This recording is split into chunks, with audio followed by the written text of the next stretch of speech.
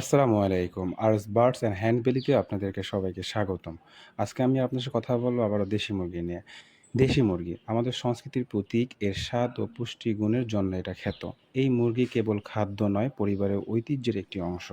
দেশি মুরগির উপকারিতা অনেক, এতে প্রোটিন, ভিটামিন এবং মিনারেল প্রচুর পরিমাণে থাকে, যা শরীরের জন্য খুবই উপকারী। তাই আমরা ব্রয়লারকে বাদ দিয়ে দেশি মুরগির মাংস এবং ডিমকে আমাদের প্রধান লিস্টে রাখতে পারি। এছাড়া এটি কৃত্রিম হরমোন ছাড়া পালন করা হয়, তাই এটা স্বাস্থ্যকর।